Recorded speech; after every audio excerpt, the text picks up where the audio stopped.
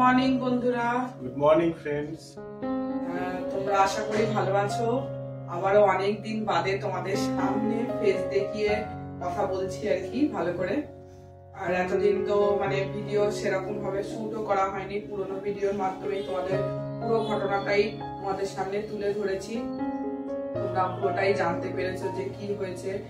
আর এখন সেইভাবে সেই বিশাল যে মানসিকতা আছে ভিডিও করার সেরকম না, চেষ্টা করছি আবারও আগের রিদিমে ফিরে যাওয়ার। সেইভাবে ভিডিও করার যে একটা সেই বিশাল এনার্জি ছিল, সেই এনার্জিটা পুরোটাই লস হয়ে গেছে, কারণ অনেক দিন আমি ভিডিও দিতে পারিনি।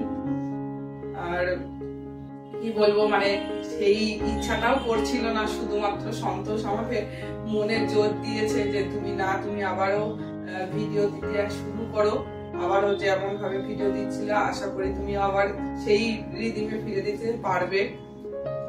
কিন্তু যাই হোক, যে পরিস্থিতির মধ্যে দিয়ে আমি কাটিয়ে উঠেছি, সেইখান থেকে আবারও তোমাদের সামনে আসা, এটা কিন্তু ভীষণ ডিফিকাল্ট আমাদের জন্য। তো প্লিজ তোমরা আমার পাশে আবারও থাকো, আমাকে একটুখানি উৎসাহিত করো, যাতে আমি আবারও তোমাদের সামনে যেমন ভাবে ভিডিও প্রেজেন্টেশন দিতে পারতাম সেরকম ভাবে যেন দিতে পারি। আর পুরো ঘটনাটাই তো তোমরা জেনেই গেছো, কি হলো না হলো সমস্তটাই জেনেছো। তো যাই হোক, তো চলো আবারও আজকে নতুন উদ্যমে একটা ভিডিও স্টার্ট করি। আশা করি তোমাদের ভালো লাগবে, তোমরা শেষ পর্যন্ত অবশ্যই দেখতে থাকো।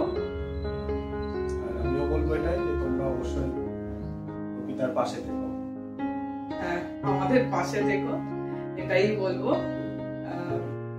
হয়তো এখন কিছুদিন একটুখানি সেই আগেকার মতন ভিডিওটা হয়তো সেই উদ্যমে আমি চেষ্টা করব যতটা দেওয়ার। আস্তে আস্তে আস্তে আস্তে আবারও রিকভার করে যাব। তো যাই হোক, বেশি কথা না বাড়িয়ে চলো কাজ করতে করতে ভিডিওটাকে স্টার্ট করি। সত্যি কথা বলতে কি বলতো বন্ধুরা, এত দিন বাদে এত ঝড়ঝাপটা পেরোনোর পর একটা ভিডিও শ্যুট করার এনার্জিটা কিন্তু কারোর মধ্যেই থাকে না। আর তোমাদের সঙ্গে তো পুরোটাই শেয়ার করেছি যে আমাদের সাথে কি ঘটনা ঘটেছিল। আর সেখান থেকে একটা স্বাভাবিক লাইফে ফিরে আসাটা না অতটা ইজি নয়।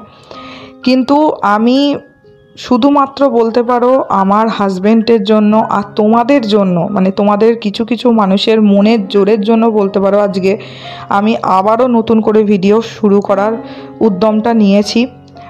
প্রথমত ভেবেছিলাম ইউটিউব ছেড়েই দেবো, আর ইউটিউব করব না, সেই মানসিকতা লাগছিল না, কারণ এত খাটার পর সেইভাবে ভিউজও হয় না, কিছুই না। কিন্তু তাও আমি ভেবে দেখলাম মানুষের জীবনে অনেক কষ্ট আসে, আমি যতটা কষ্ট পেয়েছি হয়তো তার থেকেও অনেক বেশি কষ্ট মানুষ পায়।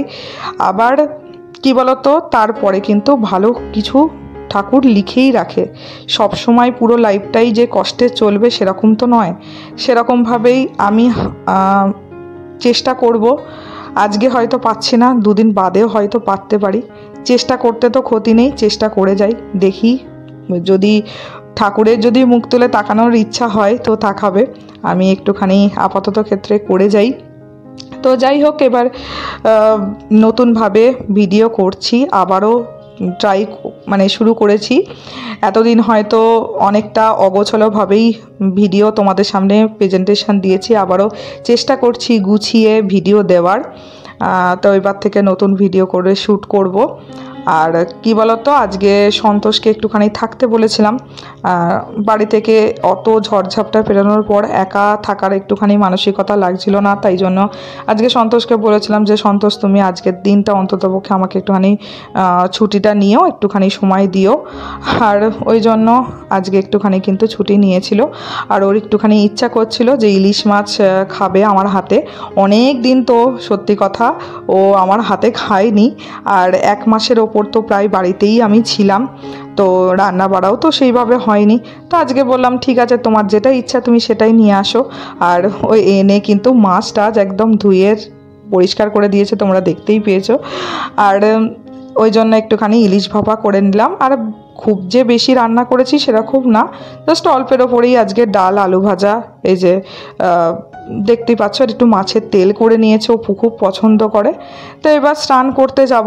আর ঘরের তো বাদ বাকি কাজগুলো আমার কমপ্লিট হয়েই গেছে আজকে। এই যে স্নান করে আবার চলে আসলাম। আর পুজোটা শুধু বাকি ছিল, পুজোটা করে নিয়েছি, তো সেটা আর আজকে তোমাদের সাথে শেয়ার করলাম না। পুজোটা করে এই যে আমরা খাবার টেবিলে একদম সোজা চলে আসলাম। আর কি বলতো, সন্তোষ এই যে আছে, একসাথে দুজন মিলে খাচ্ছি, এটা তবুও ভালো লাগছে। আজকে যদি আমাকে একা থাকতে হতো তাহলে কিন্তু অনেকটাই খারাপ লাগতো। আর কি বলতো, এবার আমি খুব শীঘ্রই ডানকুনিতে চলেই যাব, কারণ ওর পোস্টিং তো কোনোভাবেই হচ্ছে না। আর আমার সন্তোষ এর মধ্যে ঘর দেখেও নিয়েছে, তোমাদেরকে অবশ্যই শেয়ার করব আমি একদিন ডানকুনিতে যাব এর মধ্যে, তো তখন দেখাবো। আর এই যে আমরা খাওয়া দাওয়ার পর একটুখানি বিকেলের দিকে ওর খুব আমাকে বলল যে চলো, তুমি মন খারাপ করছো, একটুখানি আমরা চলো একটু শপিং করে নিয়ে আসি। আর বেরিয়ে দেখি যে তানিশের এখানে উদ্বোধন হচ্ছে। আর চন্দননগরে কোনো কিছু হওয়া মানেই হচ্ছে লাইটিং, তোমরা তো জানোই চন্দননগরের লাইটিং তো বিখ্যাত। দেখতেই পেলে তানিশের উদ্বোধন হয়েছে আর কি। তো এবার আমরা একটুখানি শপিং করতে চলে আসলাম। বেশি কিছু কেনাকাটার নেই, সংসারের জাস্ট টুকিটাকি কেনাকাটা, কিন্তু এই শপিং করতে আসলে মনটা কিন্তু যাই বলো না কেন ভীষণ ভালো লাগে। তো আর একটা রিফ্রেশমেন্ট কাজ করে। আর এখন আমার সত্যি কথা বলতে গেলে একটুখানি হাসি খুশি থাকাটা ভীষণ দরকার, নাহলে আমি ডিপ্রেশনের মধ্যে চলে যাচ্ছি, এটুখানি আমি ফিল করতে পারছি। কিন্তু হ্যাঁ, সত্যি কথা বলতে আমার হাজব্যান্ড আমার পাশে থাকলে আমি জানি আমি সমস্ত কিছু মানে জয় করে নিতে পারবো। আমার হাজব্যান্ড হচ্ছে আমার কাছে কি বলবো, আমার বেস্ট ফ্রেন্ড। ও যদি আমার পাশে না থাকে আমার এই লাইফটা আমার কাছে পুরোটাই অন্ধকার। আর আমি এমন একটা জীবনসঙ্গীকে পেয়েছি লাইফে, আমার বলতে একদমের জন্যই দ্বিধা নেই যে আমি ভগবানের কাছে এইটুকুনি কৃতজ্ঞ যে তুমি এত কিছু খারাপের মধ্যে একটা জিনিস আমাকে ভালো দিয়ে দিয়েছো, সেটা হচ্ছে আমার হাজব্যান্ডকে। সত্যি আমি যেন মানে প্রত্যেকটা জন্মে এই রকম হাজব্যান্ডকেই যেন লাইফে পাই। এটা সত্যি গর্বের কথা নয়, এটা সত্যি কথা গো। ও মানে আমাকে সব সময়ের জন্যই চেষ্টা করে যে আমি যেন হাসি খুশিতে থাকি, ভালো থাকি। তো যাই হোক, তোমরাও প্রে করো আমরা যেন সবসময় এইভাবেই থাকতে পারি। তো দেখো আমাদের সংসারে সমস্ত কিছু কেনাকাটা মোটামুটি হয়ে গেছিলো। আর একটা মনে হলো আইসক্রিমের মোল কিনি, তো আইসক্রিমের মোল কিনে এই যে দেখতে পাচ্ছ সন্তোষ কত তাড়াহুড়ো করে যাচ্ছে, কেন বলো তো, এই 6:30 মতন এখন, মানে 6:30 নয় 6:25 মতন বেজেছিল। তো সন্তোষের এখন হঠাৎ করে মাথায় এলো চলো 7:30 থেকে একটা মানে সিনেমা দেখে আসি। ওই জন্য আমরা কি করেছিলাম, বাড়িতে গিয়ে কোনো রকমের জিনিসপত্রগুলোকে রেখে ড্রেস চেঞ্জ করেই কিন্তু আমরা বেরিয়ে পড়েছিলাম সিনেমা দেখার উদ্দেশ্যে। এই যে চলে এসেছি, বুঝলে তো। আর ওই জন্য জিনিসপত্রগুলো কিছু তোমাদের সাথে শেয়ার করা হয়নি। এই যে আর কি বলতো, আমরা বাড়ি থেকে দেখেও আসিনি যে কী সিনেমা দেখতে আসবো। তো যাই হোক, এখানে এসে আমরা ডিসাইড করে নিয়েছিলাম, নিয়ে একটা সিনেমা দেখতে মানে চলে এসেছি আর কি। আর সিনেমা হলে এসে একটা মজা হয়েছে, বুঝলে তো। সিনেমা হলে ঢুকে দেখি সিনেমা হল পুরো ফাঁকা। আমি আর সন্তোষ এই ফার্স্ট টাইম মনে হয় এরকম হয়েছে, বুঝলে তো। আমি সন্তোষকে বলছি তুমি মনে হয় যেই সিনেমাটা চুজ করেছে এই সিনেমাটা মনে হয় ভালো না, বুঝলে, ওই জন্যই লোক হয়নি। কিন্তু সন্তোষ বললো না, মনে হয় রিলিজটা অনেক দিন আগে হয়ে গেছে বলে হয়তো লোকজন কম। কিন্তু তারপরে মানে আরও কিছুজন লোক হয়েছিল, আমরা শুধু দুজনে একা ছিলাম না। কিন্তু সিনেমাটা আমার ভীষণ ভালো লেগেছে। কি বলতো, মানে ফেসবুকের আমরা অনেক কিছু ছবি পোস্ট করি, ভিডিও পোস্ট করি, তো এইগুলো একদমই করা উচিত না। তো এর ওপরেই ভিডিওটা বলছি, মানে সিনেমাটা ভীষণই ভালো লেগেছিল। সিনেমাটার নাম তোমরা এক্ষুনি দেখতেই পাবে। আর কি বলতো, আমার এই ধরনের একটু ইন্টারেস্টিং সিনেমা দেখতে কিন্তু ভীষণ ভালো লাগে, মানে ভীষণ একটা বেশ জোশ লাগে বলতে পারো। আমার সিনেমাটা দেখার পর কিন্তু ভীষণ মন ভালো হয়ে গেছিলো। দেখতেই পেলে সিনেমাটার নাম গুসপাতিয়া। তো যারা যারা এই সিনেমাটা এখনও দেখোনি তোমরা চাইলে কিন্তু দেখে নিতে পারো, ভীষণ ভালো লাগবে দেখতে। তো এই সিনেমা দেখার পর কিন্তু আমরা চলে এসেছিলাম সাউথ ইন্ডিয়ান রেস্টুরেন্টে। আর এই রেস্টুরেন্টে তোমাদের আগেও দেখিয়েছি, আমি অনেকবারই এসেছি আর কি। আর এটা কিন্তু একদম পুরোটাই ভেজ রেস্টুরেন্ট আর কি। আর এখানে আমরা মেনলি ধোসা খাওয়ার জন্যই এসেছিলাম, আর একটুখানি দই বড়া, আর তার সাথে উত্থাপম নিয়ে নিয়েছিলাম। তো এইগুলোই খেয়ে নিয়েছিলাম।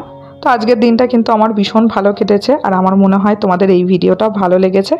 তো আশা করি নেক্সট ভিডিওতে আরও সুন্দর একটা ব্লগ নিয়ে চলে আসবো। তোমরা ততদিনে ভালো থেকো, সুস্থ থেকো। আজকের মতন টাটা।